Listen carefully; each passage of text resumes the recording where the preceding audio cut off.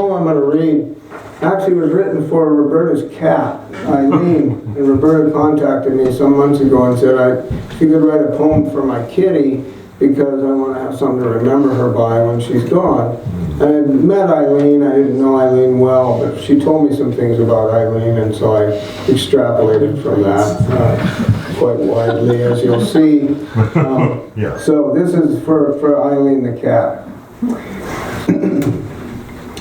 Eileen has returned from the war. Her long gray jacket shows history's wear. She is never to remove it again. She will keep it sewn to her bones as long as life is alive inside the skeleton of sin. Crows in the yard swoop over her head. They unravel with nightmares of her face in their bed. She stewed and sashayed, pretty thing, silver of buttons and coat, silver of buttons and coat. Can't read my own writing. Until the war muddled her brow. Yes, she fought the gnarly Billy Yanks, gave those northern pigs a poke, ate corn pone hot from ramrod's shaft, mice slaughtered in dirt under cover of dance, left a foot in the smolder, fields of cotton, the killing floor. Eileen comes home old from another new war. Eileen has battled in so many wars. Scars inside, hard to hide in her eyes, harder yet to heal. The old lady hobbles with clumsy grace. Thin lines hide inside contours of her face. She goes on 3 good feet to take the missing one's place. Her gray tabby coat, worn with a soldier's grim pride, a protector, the rose that cannot decompose lies at night across her throat. At twilight, when the horrors come back on her, witch doctors crawl like rain in her fur. I hold her close, her purr tingles my skin, phantom paw kneads my face. We see cracks in the wind. Before scores settled at war, we fill a small space. Her claws piercing my side, whiskers kissing my face. A number of these pieces have their roots in my Montana background. I grew up here. I graduated from high school here, broke a lot of laws here. Statute of limitations has run on most of them.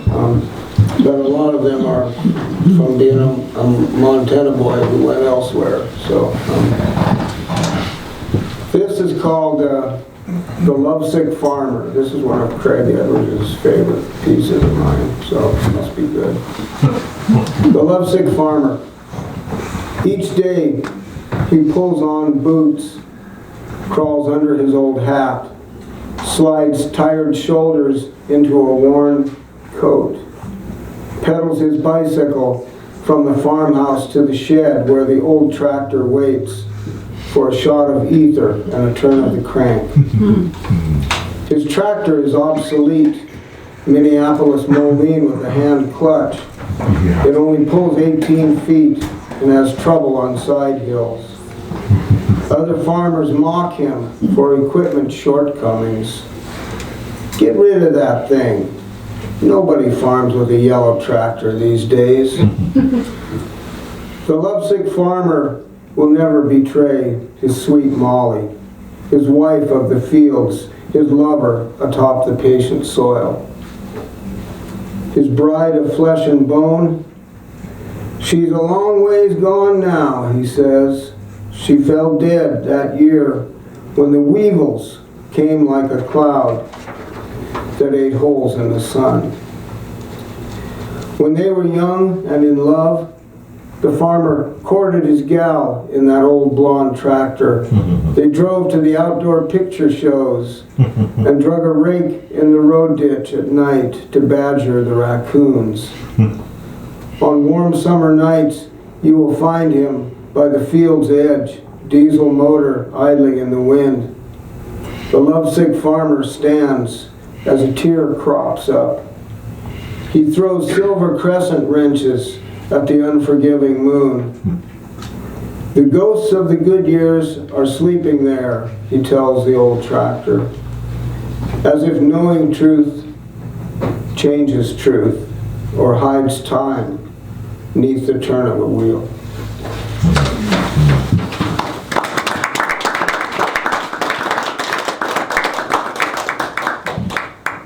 This is a poem I wrote about a very famous American author who never had a single thing published in his lifetime and lived a life of dereliction and decay and sorrow, and then became famous after he was dead.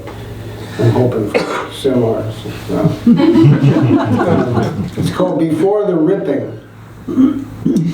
Bent low, back sopping wet beneath falling snow, he crow hops along the Baltimore piers, looking like an upside-down bedpan, cigarette butts stuck to his filthy shirt, companions of the dirt where he sleeps.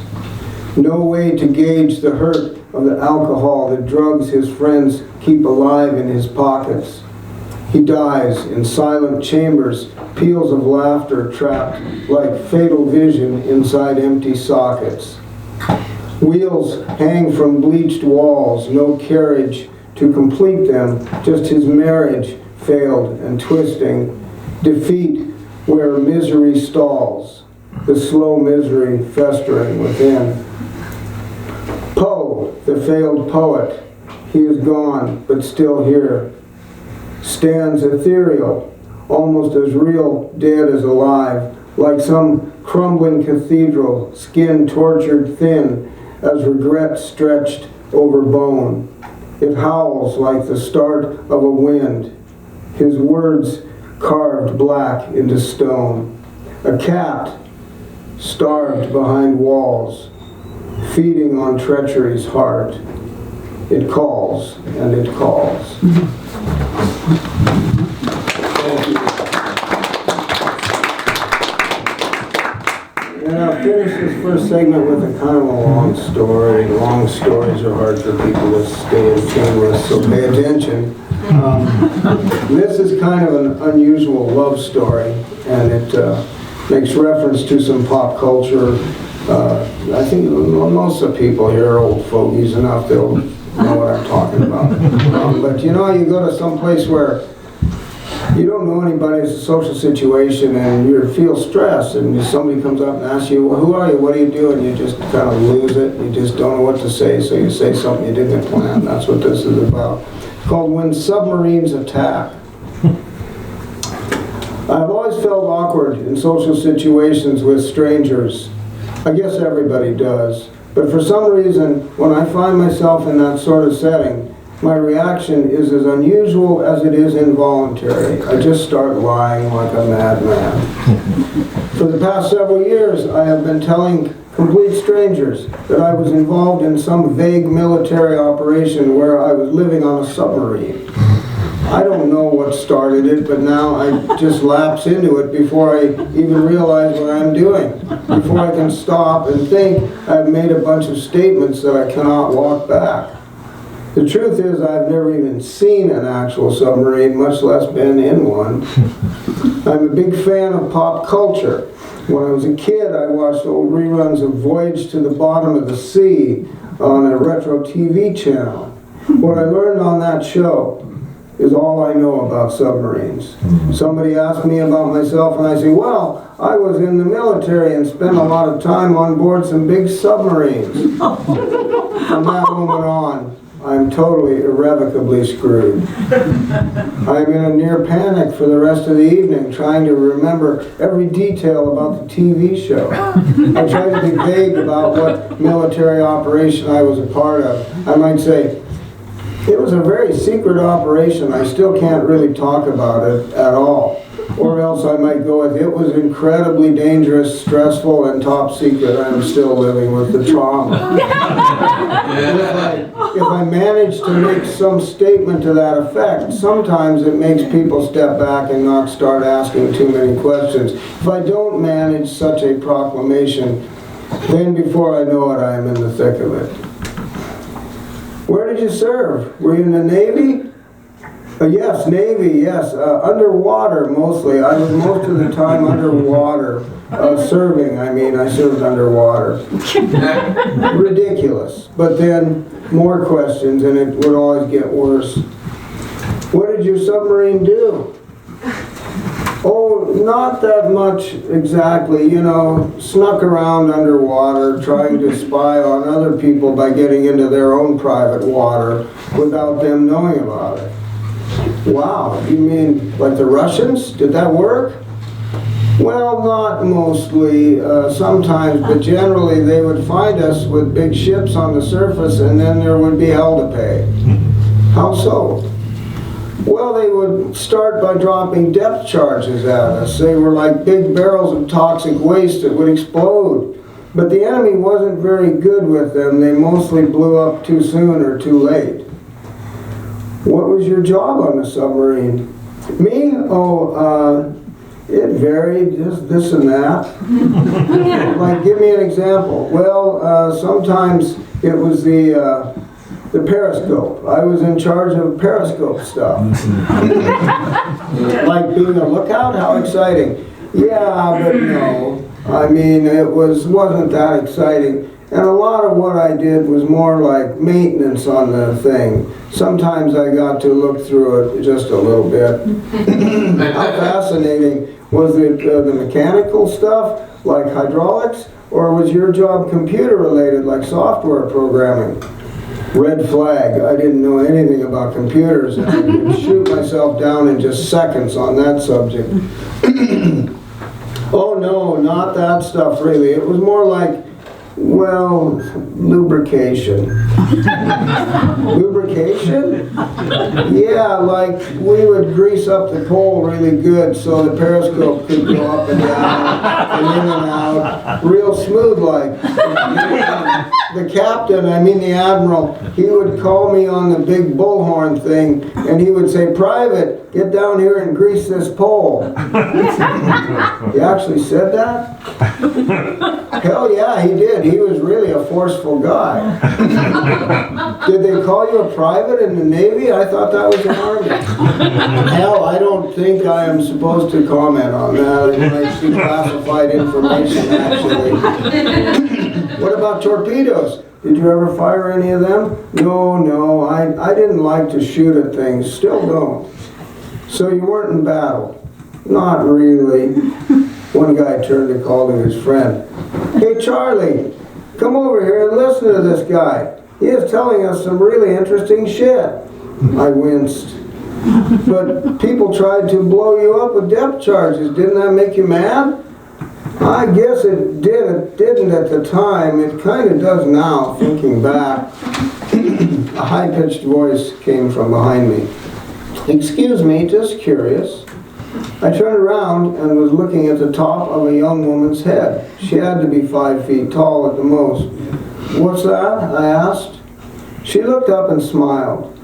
She was pretty in a quirky, outdoorsy sort of way with long brown hair and eyeglasses shaped like birds' feet. She reminded me of a cartoon character, but in a very attractive way. "Just wondering," she said pleasantly, "when you were on the Seaview, greasing the pole of the captain for that rock-bottom base naval salary, were you on the movie version with Walter Pidgeon or the TV version with Richard Basehart?"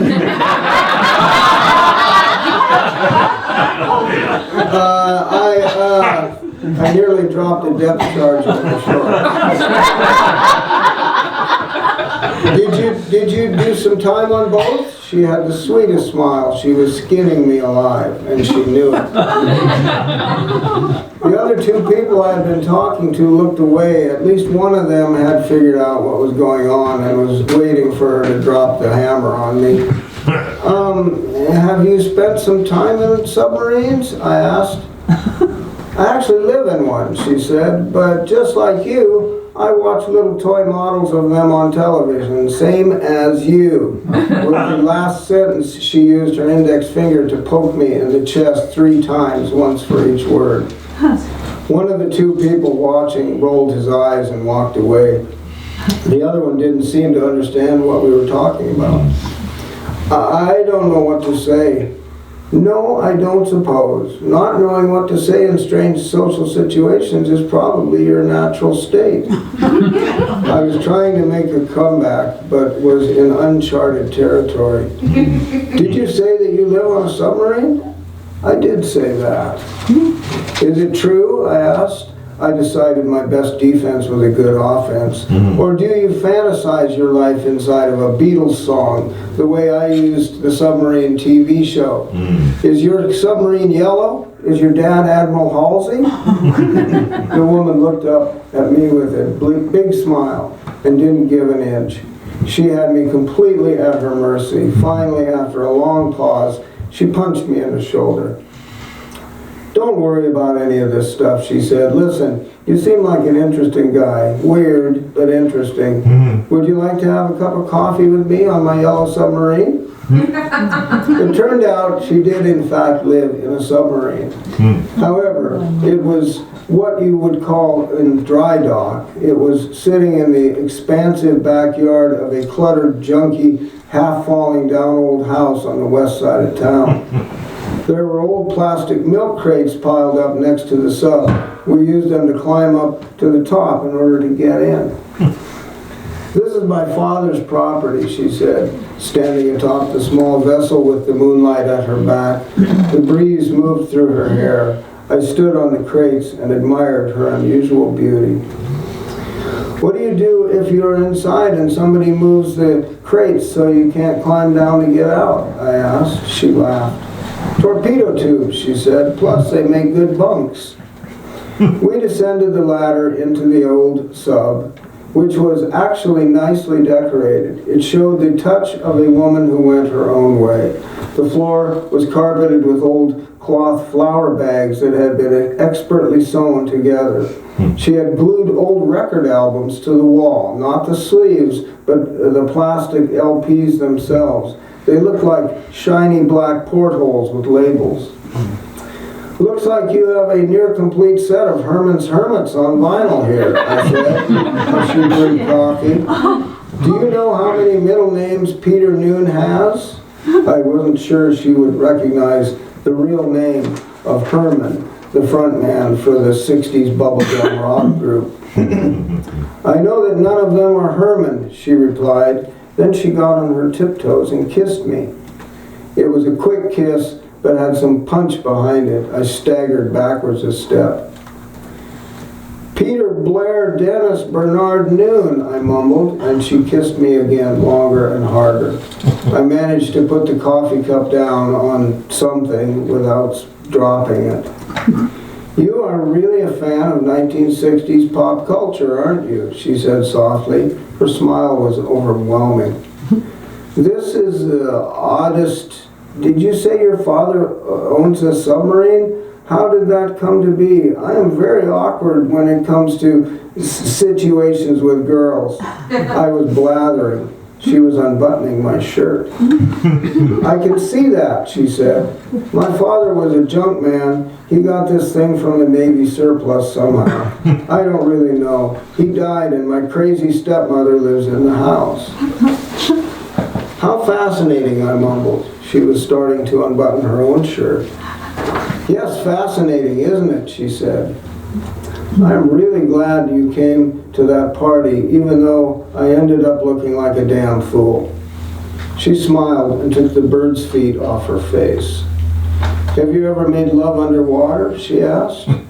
Well, I was going to tell you I only have the one middle name.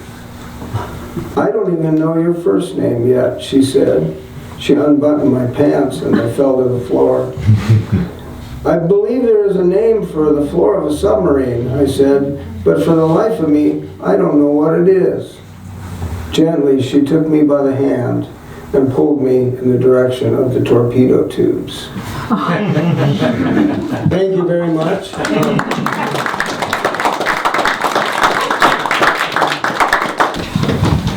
Hey, everybody.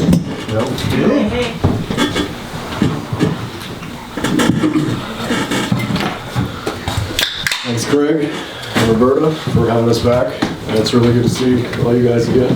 New faces, old faces, not old as in age, but old as in tried and true. And yeah, it's really great to be back. And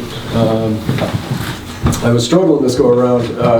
Some folks I talked to last year and then this year, Mose, I think, said, where is that? Oh, there it is. Yeah, it's like your stuff's dark. And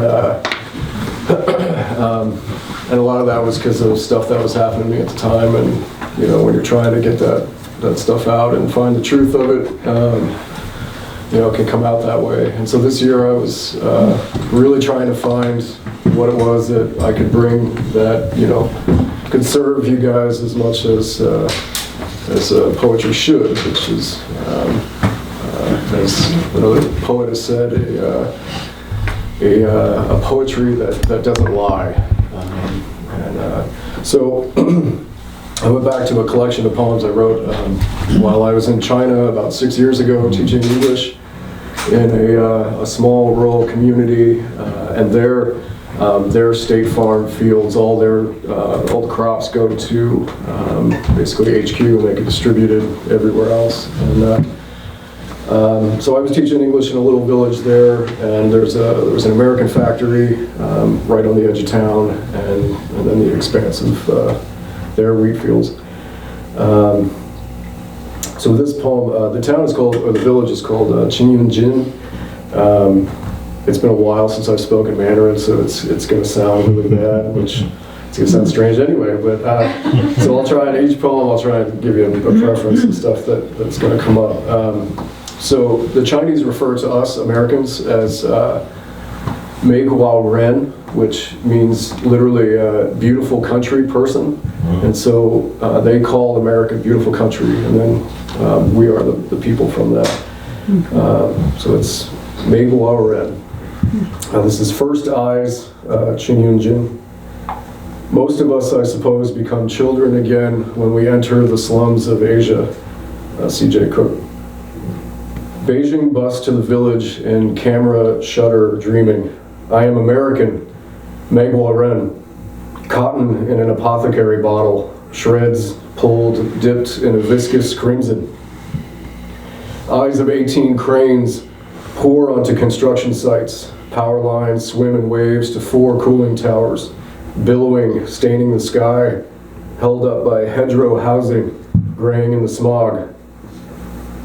Knife blade graffiti in the trees along the village road, which is a homely tongue stumbling from bared gums. Dumpsters on fire in the darkness. Residents unfold from rolling doorways, shadow play on their cement block alcoves. Piled refuse belches a rat. The throb of a cigarette heart pulses in the accented phrase of flattened vowels. The permanent wincing of huddled neighbors gambling between masks of darkness and smoke. A splash of autolite, the sound of a rocky footstep behind me, sharp curses of moped and delivery trike horns, scrape at the smear of open sewers, swirled in shadows in the stares of every villager, defiant in the midst of this brokenness. How dare I, Mei Guao Ren, look upon the little that is theirs and steal the remainder.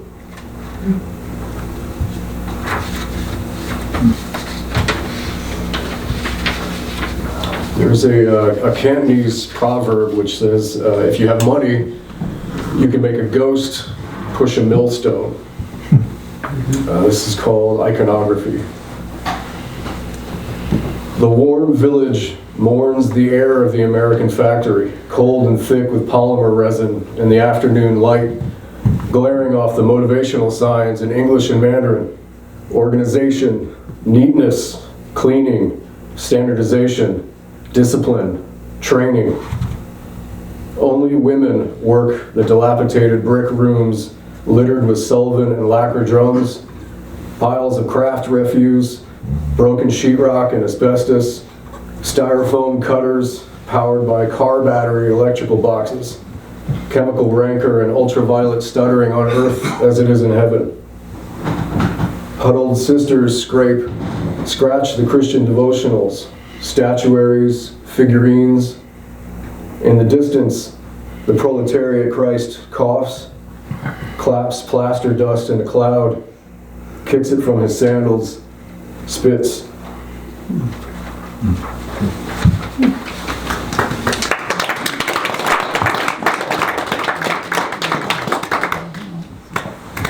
I mentioned the word yang shu a lot in these. It's a type of willow tree that has really dark, heart-shaped green leaves. It's the first to appear in spring, and when it does, they planted them basically to help with the smog and everything there, and but it creates like a cotton when it first, so it basically is everywhere, and it makes the problem even worse. Ironically, the tree also sounds like the Mandarin word for light. And that's one thing about the language that's really difficult to understand is like the word ma can be said 5 different ways to mean 5 different things. And there are plenty of times where one way is when you say ma, like ni hao ma, is like, how are you doing? You know, and the ma means a question mark. But it also means horse, it also means mother, it also means there's a material that's like a building material. So you want to be careful how you're talking about your mother or your horse or your building material. In this poem, there are 2 phrases I use. Duebuchi is like an apology, like I'm sorry or excuse me. And Meguanshi is don't worry or forget about it. The English school.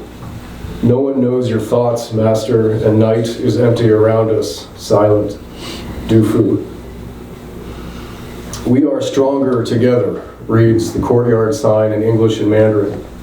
The vines prove it in their thick, heavy climb, dark green hearts shimmering in elegant occupation of the hulking red wall, frail with the blushing prayer of morning's pinion. The people's barbed wire pierces the moon's supple yoke, their prayer petitions. The village morning bleeds all but blood, a fishtail swirl in hiccuping waters. Now the accented rise of the rooster, the oriole, the flaxen sheen of yangshu spades, barking strays and bicycle gears, traffic horns, tools dropped on cement, raking thrush of a straw broom, gathering dusty cotton at the classroom gate. Loneliness sways with poetry of the pavilion's half-light, in the hours before class and the Confucian rule. I, unable to sing as my pupils melded inquiries, instead, thick-tongued pitch of poorly cast implications in pinyin. Duibu, lilting morning dove. Duibu, duibu chi. Cotton in the breeze quilts a spiderweb, and the magpie splinters. Megwenshi, megwenshi.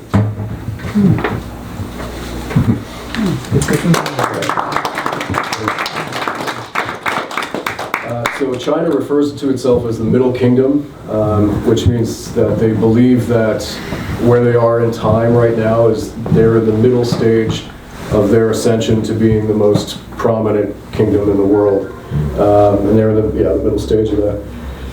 Yuan is the name of their currency, like dollars, and kwai is kind of like how we say bucks or cash, or it literally means like piece, a piece of a thing. This is Yuan Revolution. The Middle Kingdom is now under construction. Blue sky condominium adverts of utopia flicker in film strip seconds for young professionals, snap to barren soil, rubble and refuse, grandmothers in dinner jackets, thrusting spades into bleached soil, shucking rock and sand, thumbing seeds. A child caresses unopened wildflowers at the fence line. A shared spigot foams a coffee mug as mechanics brush their teeth outside their shop. Squatting women scrub laundry in a salad bowl. splitting smoke and calloused profanity. An elderly woman stabs the air with a cry of consonance. Her shivering cart hauls blocked foam and plywood, mounds of plastic bags, bottles, bricks, and ditch fines. She calls out again, wheels slowly creaking. I follow as she passes. The market cry I once spit from my mouth now burns with the cart's whining. Building material. She is selling building material. Everywhere, everyone is building a wall, and having no value of my own, knew that I had stolen. I did not think to give her my cry, too afraid to run to her feet. And a tour group leader bares teeth. Gather your treasures, everybody. In action, as if were only all I'd ever had to give. She haunts the grit of my bones, wheels slowly creaking.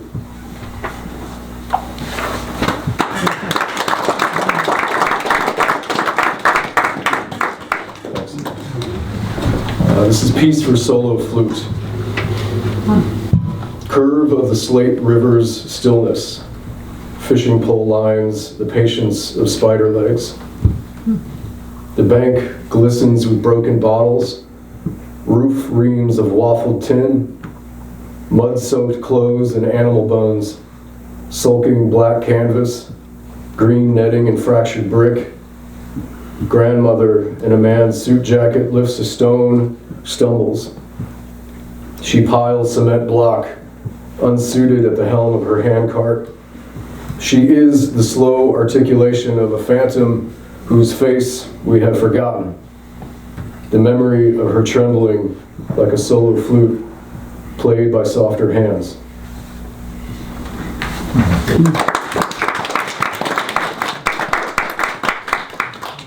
This is called On the Road to the Lunar Market. The Lunar Market is like the village's, every full moon, everyone brings out all the stuff that they sell locally. So the stuff, I mean, you could really get anything in these places, and they just set up in an open field. And cement block housing of the village. Ribcage opens to a pearl glow on State Farm fields of dark green wheat and the Olive River. The Yangshu light upon everything. I am on the road to the lunar market, rustling bagged vegetables, ducklings, puppies, and fish bob in shoppers' fists. Bicycles creak, haul brick and rubble. Grandmothers too in the beds of electrical bicycles. Kick a stone. I smile, passing the elder woman cackling at my purchase of a washboard and a hand broom. They sign their grins with fists scrubbing the air. A mother pedals past, her backseat basket thrown, bouncing a little emperor.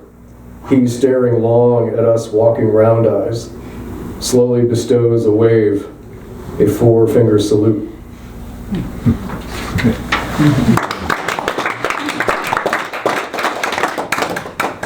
In Mandarin, the word man is written from two characters, strength and field. Kunming Lake is the name of this poem, and it's an enormous lake that was dug entirely by hand because it was the wish of one of their emperors. It's a beautiful lake, but it's enormous. I can only imagine how many people suffered digging it out with bowls and shovels. And my old friend, I found you quietly, talking with the wind and fish with those poet ghosts of old, turning verse in the rippling hour of feeding time. Fresh detritus clings to the dampened dock line, gray-green threads.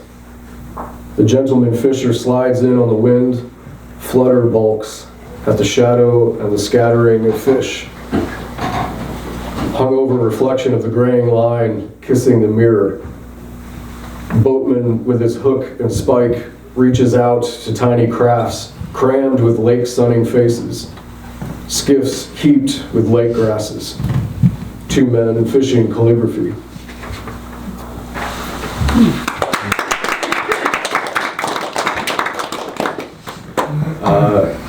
the last day of our the school year was kind of difficult.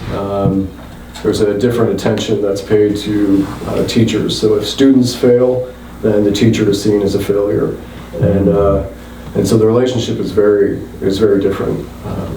This is Song of Long Stairs. The classroom doors close.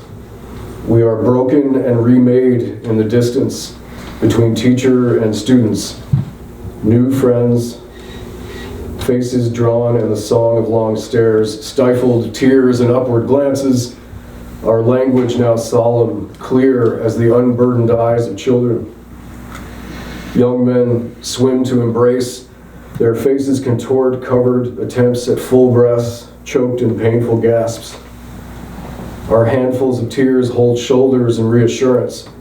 The women hold up half the sky, their dampened hands pressed to wetted lips, then to wind.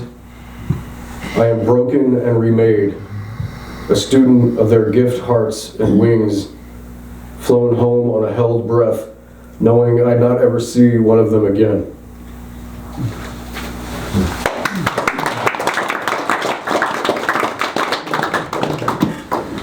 And last poem, I mentioned the kuchin, which is like a lap steel guitar, but they pluck it. It has a very distinct tone. 7 strings. Let's see, the other word, diaspora, is just another word for exodus. And this is called Southern Min Sings of the Diaspora. Emigrant river in mind. The old man sighs, slows the world, watches air becoming rain. His soles and knees bend against accustomed pain. All is pain and molded hope. Robe sleeves fold, hiss, the boxed kuchin as it rasps, cracks open at its awakening. Rain in the open field. Gray with earnest, the sky fingers reach for chords of braided harmony, a gentle pressure plucked and sung from the shade tree halo. The man seeks a sign outside of dying. Fuxian, the name rains on the lips, dying quickly in the hushing gray. The rising world and the reflection of man. Jin Ying Ye, he offers to hear her name again, to offer it to rain in the open fields as he begins to play.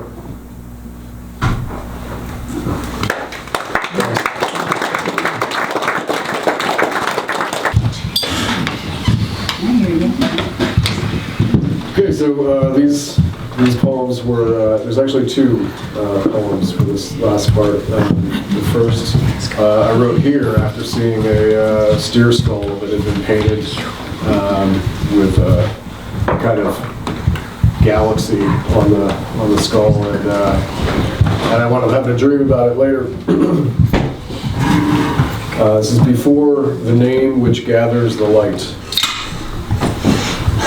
I see you standing in the stubbled field, clothed only in cold rain.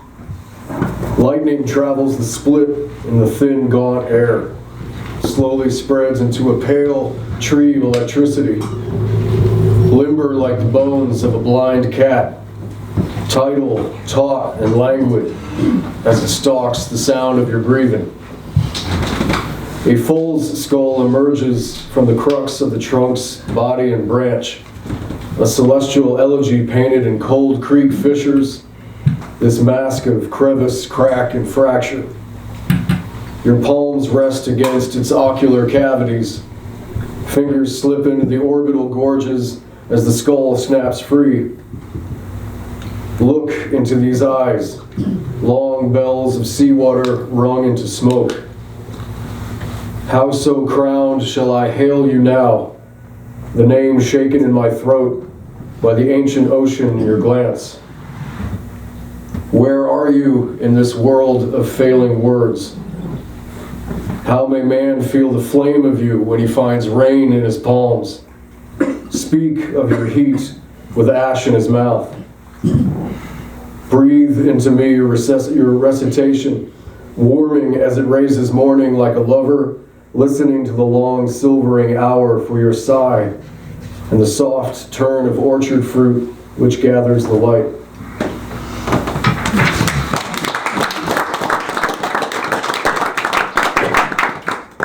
So there are 4 excerpts from a longer poem called Of the Country, the City, the Sea. And this is something that I've written over the course of 10 years, and partially because I'm obsessive and kept changing it over the course of years, but it's finalized and it's making its way out in the world. It's about America, starting with Manifest Destiny and leading all the way up to where we are now. The way that we look at the land, the way we look at our ecological crises, and where we stand on that notion.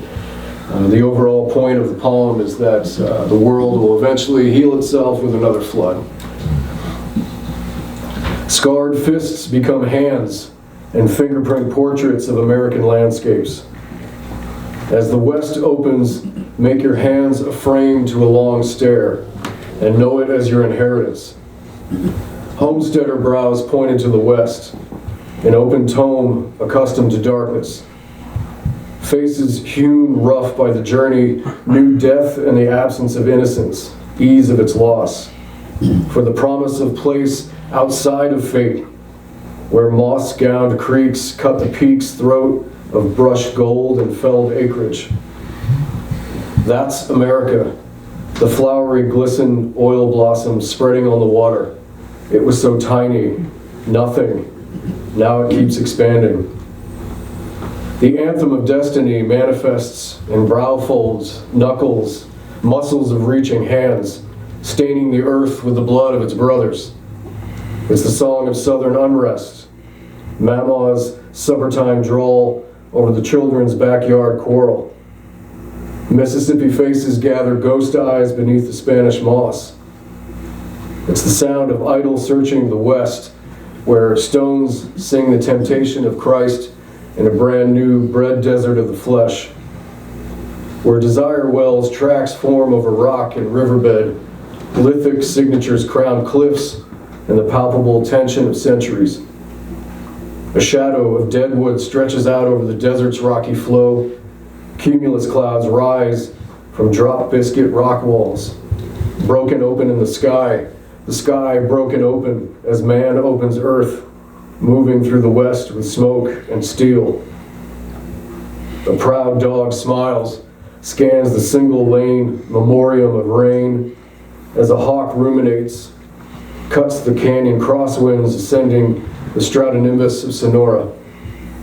The hot quilted wildflowers of the lowlands, thin in the distance in daylight, silence broken by a stone rolled underfoot.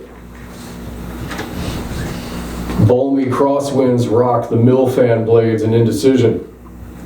Navy gray gowns the east, spilling into wildflower symphonies of the cascading ranges. The responsorial of West Texas charged white by the wind and heat lightning, singing through the flag like floodwaters.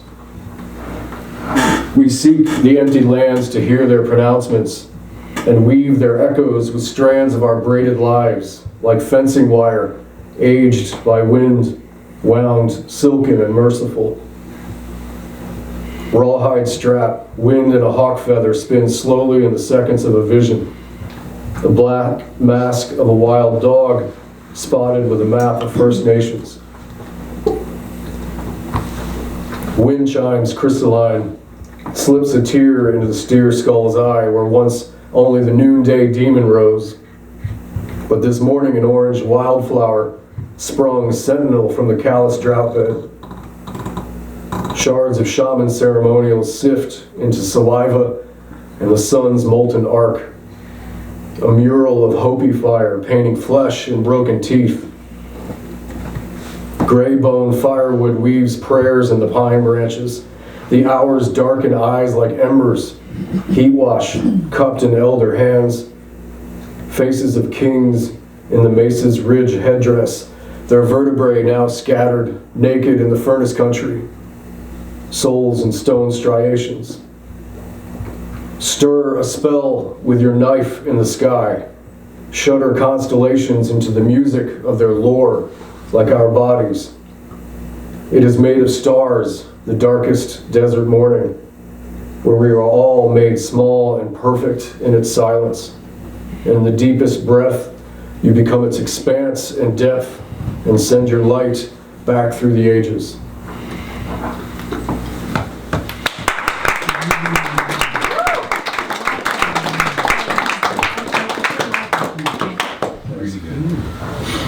I asked all that is in it. They made the same confession. Lay your eyes to the foundation of our cities, your ear to cavernous hours. Lips recede from the anonymous body, bear the inner city grin of the new Praetorium. Viral construction of totemic stones, workers in constant riveting, raise beams, banded marble, riveting sheet metals to seams, riveting another cube of clouds, wind with another floor, riveting, ever upward, riveting, color geometry and the generational sacrifice of its builders to the firmament myth of the self-made man, the exceptional American. Our reflection etched like death in everything. Titans of the new Colossus replenish the pantheon with hardened eyes, rebar, and knee pads. Punch cards and hard hats drop in heavy hands. Calloused fingers grate against one another and gobbed smoke, bitten, exhaled. Ash floats to collars, crow's feet, rubbed into brows folds, with neon light and echoed shouts in our city's cavernous hours. When there are tears, you see the world's teeth. The lustful tongues of the capital drip their will into brawn hands, accustomed to fire. Lathe the brass of fallen cities with the sheen of coffins and morning light, where men are made shadows upon smoke in the street, or the factories billowing steam, or made names in pages as easily burned or forgotten. Dusk on a Minoan mud disc, an attic black urn, the sepulchres fill with seawater. Nature's creative power is far beyond man's instinct of destruction. Jules Verne.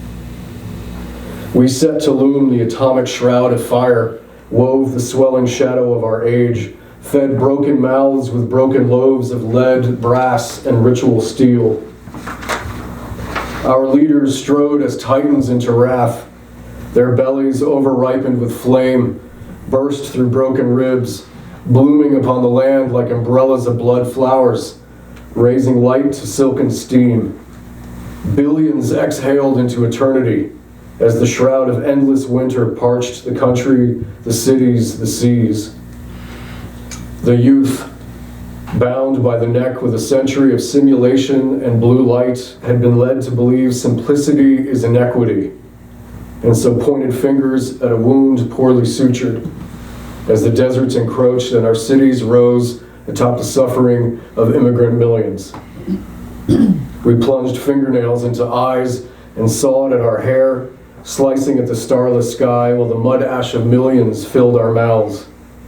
We fled underground, tunneled into hovels, as moths tick the waning bulb, and we shudder in the tightened air, pale eyes of dulling gold dimming into tomb light. The last man, a woman, round with a broken child, utters a single vowel, drawn thin in voluminous silence, the magnitude of companionship in the enormity of solitude, the reflection of rain upon walls, rippling.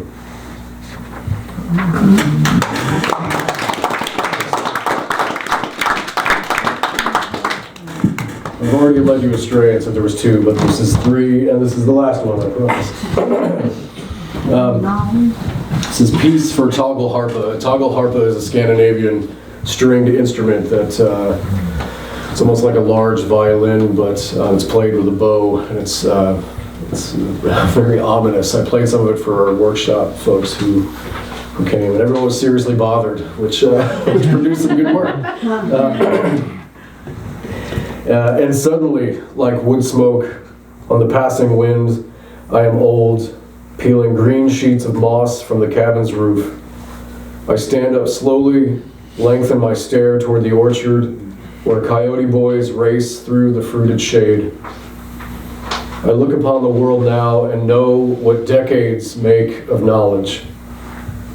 Because even moss relies on the leaning tree's light permission, vibrant, verdant attention, and yet persists, unaware of its significance, to the child pausing between the chase of falling leaves to touch their cold, delicate effluence, watching that last coruscate shaft of the hour, feeling its faint familiarity as a wordless secret. Just play. Just quiet yourself and look, listen. It is all going on and going by, and year by year you are giving your impermanence to the permanent, continuous cosmology of light and time. Small matters mattering a great deal, despite the distance between you sat there and I here, and this throat, a quiver of breaths made sound and sent out through the culmination of this huddle of quiet breathing minds. Thanks very much, everybody. No, seriously, thank you all for coming. Thank you for staying. I love reading here. I read in front of a much bigger crowd sometimes, but this is my place. So thank you for being here for this. I have some stuff that's Montana connected in this half, and I also have some weird stuff. And I will close with a poem about my father. So see if we can get that far. This is I've been in Butte for a while, but the bus station in Butte used to be open on the two streets. Harrison Avenue was one. I don't remember the other one. It was open on both ends. This is about Butte. It's called Butte Morning. Has an epigraph. Atop the Rocky Mountains, at one of the high points in the Continental Divide, stands a 90-foot tall statue of the Blessed Virgin Mary overlooking the town of Butte, Montana. No matter how early they rise, Our Lady of the Rockies has already set the table. It's the breaking of a wicked fast for the lost angels looking to cleanse their spirit in the yellow Berkeley pit runoff of Butte, Silverbow County. Yeah. There is a hardness in the air. Morning sun ricochets off concrete sidewalk, rough underfoot, jagged, like broken bones pushing through skin. This city fills with empty men. Their home travels with the sun across the horizon. In the old bus station, walls feel themselves crumbling. Bum sings a Barry Manilow song calling out to lost love, someone buried in the mines of memory. Men without pants piss in dark corners, laughter louder than the splash of release. Everyone about at this hour, some kind of mongrel dog, forsaken even by themselves due to excess and absence. The hopeless have abandoned each other here. There is so little to redeem when the dead eyes of the man next to you become your only mirror. Like some wastrel oasis, grim shadows open wide onto sunshine at the entrance on Harrison. By the curb, remnants of the strip miner brunch, half-eaten chocolate bar, crumpled soda can, filterless Camel, and a spent condom. 8,000 feet above the sea, Our Lady wearies of gray chains of earth and sorrow. She lifts her gaze, above the clouds, along the big sky. So clean, so clear, such a limitless shade of blue.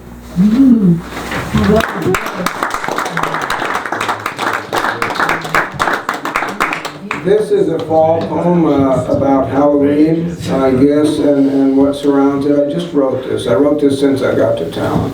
I don't usually read anything anywhere near that soon, but I like it, and it seems like the place. So, Autumn of the Madmen. A graveyard is the home of mad men. A walk there is not a journey of peace. You may trip on a jagged bone, reaching up like despair through uneven ground, stumble and fall, or turn into stone. Become one with the harvesting of mad men, whom time has forsaken, or the moon has left behind.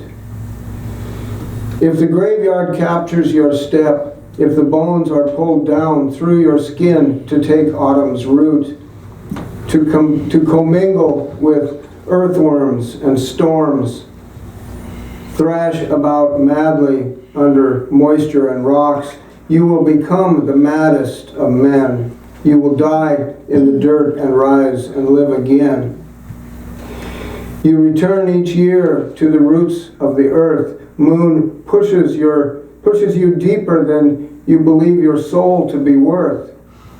Each fall we celebrate the macabre, leave our mark on the dark browns and golds, both so bold yet austere. Take a seat on the porch, drink your cider, light your torch. Sit in silence, watch and learn. Grow your boots into the pinewood floor. Dream of the madman's sad return.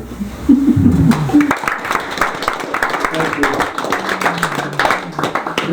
This is a story. I don't understand this story. And one of the things I don't understand about it is the reaction I get to it. The first time I read this, I wrote it in January, and I read it at an event in Seattle, the Hugo House, which is a literary open mic, and there's quite a few people. There are 60 or 70 people. Well, after I read this story, my friends, people who know me, tell me, hey, good job, but I had, you explain this to me, I had 5 separate young women, attractive women between their early 20s and early 30s, one of them from England, come up to me and tell me how much they love this story.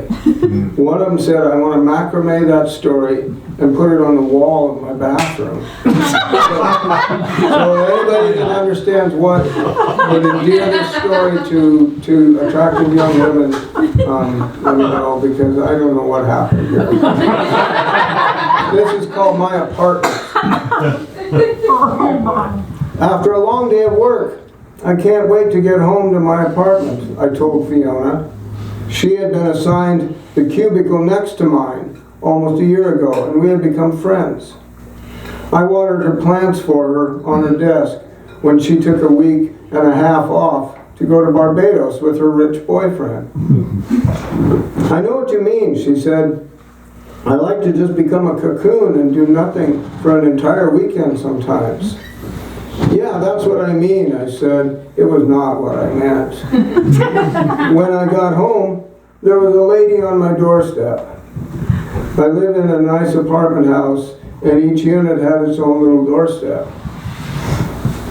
The lady had dark hair, almost black, and she had her pants down and was about halfway through taking a crap.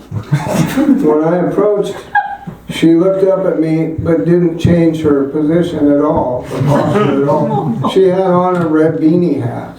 Hey, she said. Hey, yeah, I said back to her. Then, you can't go around shitting on people's doorsteps, you know.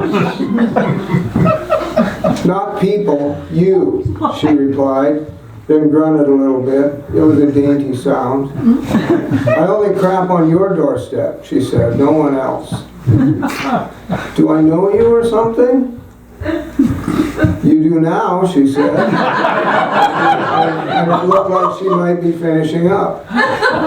She had paper with her and wiped herself, but just threw the paper on top of a little pile of feces. Then she stood up and pulled up her pants and swiped her hands together a couple of times, like people used to do when they meant to signify job well done. Well, that's that, she said. Her beanie hat was a little bit crooked, so she straightened it. What am I supposed to do now? I asked her. I mean, what do I do with your shit on my step? I don't know or care, she said. Call somebody. I will tell you what you don't want to do now, however. Okay, what's that? Don't step in it when you go through the door, she said. Then she laughed. She gave me a piece of paper with a phone number on it. Just got a new phone number, she said. Here it is. Okay, thanks. She smiled and then reached up and pinched my cheek between her thumb and middle finger. Don't make a stranger of yourself, she said, and please do give me a call. I like your style. After she left, I went in and got a little shovel that I had for gardening. I scooped up her crap and took it to the backyard and buried it. Then I went into my house and became a cocoon. The next day, when I got to work, Fiona was already at her desk. Hi, she said. How was your evening? I started to tell her, but then I just decided to say, it was okay, I met a new girl. Oh yeah? You like her? Not sure yet, I said, but she likes my style.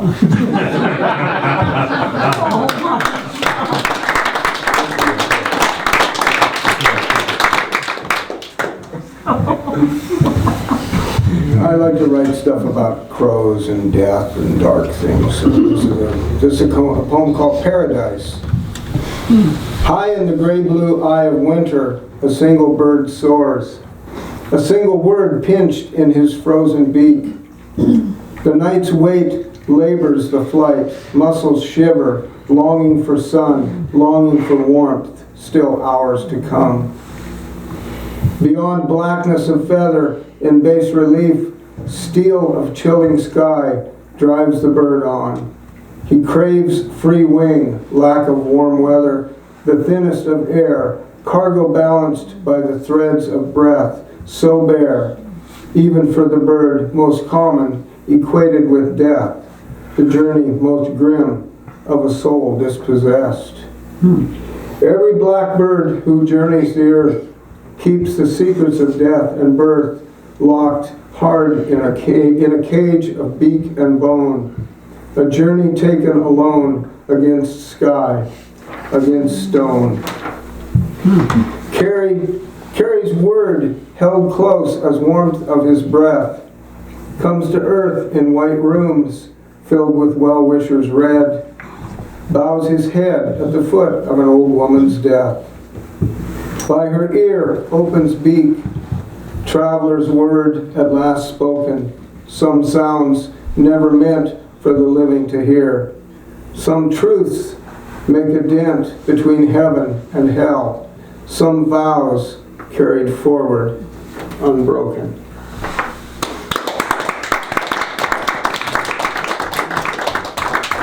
In this poem, I saw a piece on the internet or in a newspaper about this weird news story, and I thought, I have this friend who's a poet named Vinny, and I thought, God damn it, I got to write this quick because Vinny sees this, he's going to write a poem about this. And it's got an epigraph here to explain. It's called Chicken on the Ground. But in July of this year, in the town of Eden, North Carolina, a security camera captured the early morning explosion of a Kentucky Fried Chicken restaurant, launching a ball of flame and recognizable chicken parts into the air. And then it so happens there's a gospel song that I think applies as a line from that song. When life was finger-licking good and God lived in our neighborhood, at them old campground meetings eating chicken on the ground. So this is chicken on the ground. Breast, thigh, drumstick, beat against tender sky. Big three soar no matter bake or fry. The Colonel's world erupts, crisp, bite-sized morsels, fatty coating, midst hapless hens emoting. Flightless fowl launched from grill, wings reached heights unheard for such a useless bird. While the fleshy leg lags, lacks both altitude and attitude, and brown skin peels from bony backs.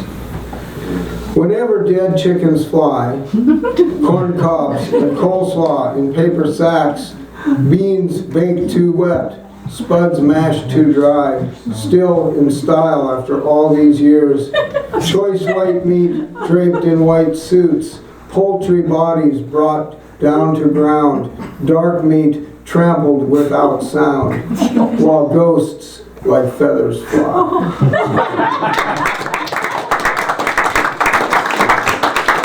Thank you very much.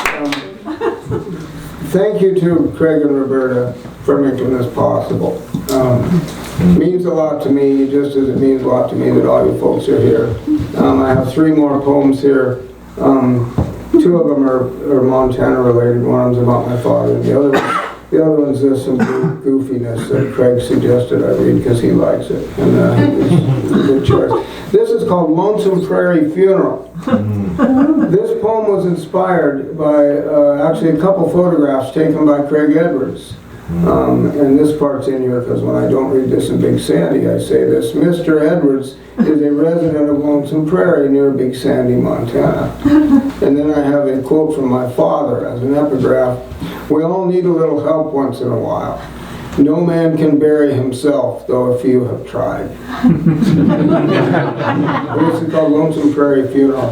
The big sky has an eye for the family farm. It favors a level field. A man may die in that field over a land dispute, plowed under on the spot, a plot to rob his family of justice. Human skulls lie in concrete beneath rural pump houses, granaries, and hog sheds. These are not the funerals of the open prairie. In Montana, there are bare bones laws about burial. If you want to build your own coffin or hire a friend, the courthouse will not stand in your path. No real sorrow in the shovel's blade. Most cemetery tears rain down like self-pity. A sparse few shed in memory of greatness. Private land in the midst of nowhere, God's country. Land that heaven has set aside for a good man to use as he sees fit. We all have known 1 or 2 good men, the kind who make us better serve our world. Rare we may share the sight as a good man is laid to rest.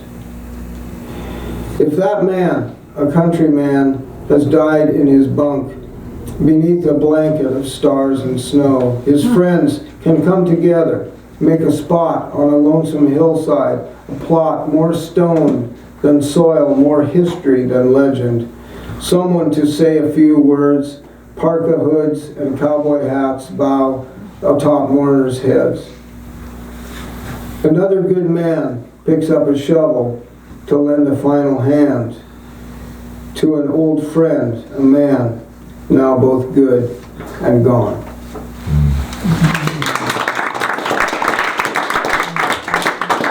This is a poem I forgot I had written. Craig had a little list of poems that he really liked, and he pulled it out, and what the hell was that? And so I looked it up on my hard drive, and I found it, and I thought I needed something a little lighter to go in there, so you can thank or curse Craig Edwards, depending on whether you like this poem. The unfathomable people of France.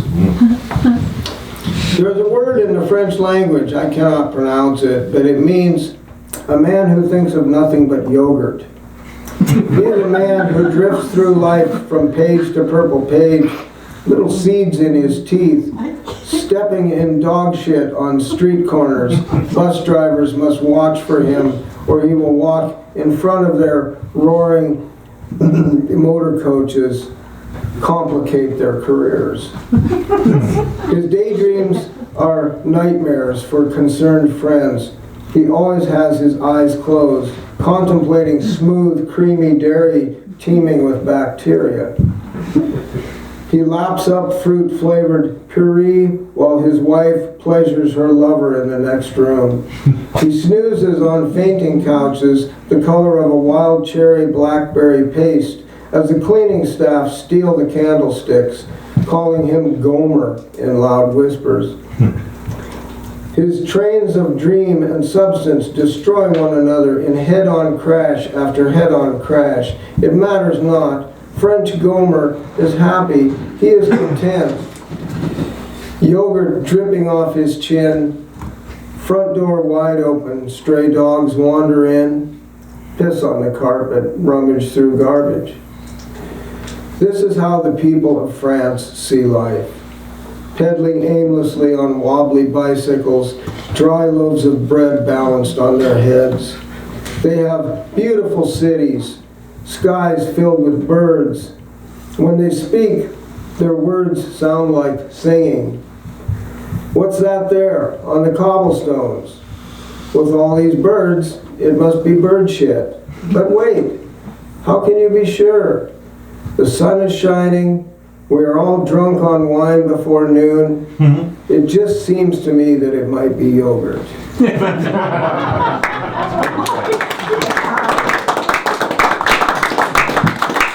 Thank you very much. Thank you again. Like I say, I love coming here. I love it. I wrote this poem very recently about my father. Some of you knew him, Dana Sibra. This is called Garden Hose River. In a world now lost to me, I placed yellow plastic soldiers in tinfoil boats, sent them across a slow, sprawled garden hose river, to do battle with gray rubber dinosaurs, to float on rain-soaked driveway tarmac.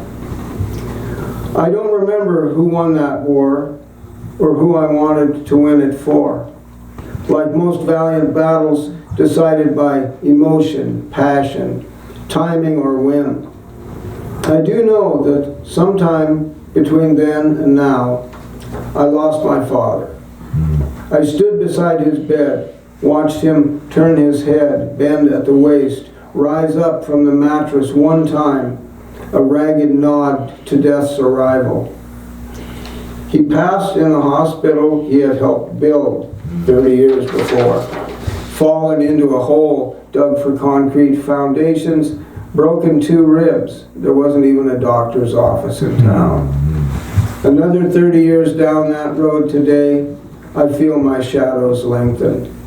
I search my mind for plastic men, my stand-ins to take my place across the Garden Hose River in birch bark coffins, tip over, splash in muddy water, swim through softness of sand, brush elbows with submerged dinosaurs, my father's face in a place I might touch with my hand. Thank you all very much.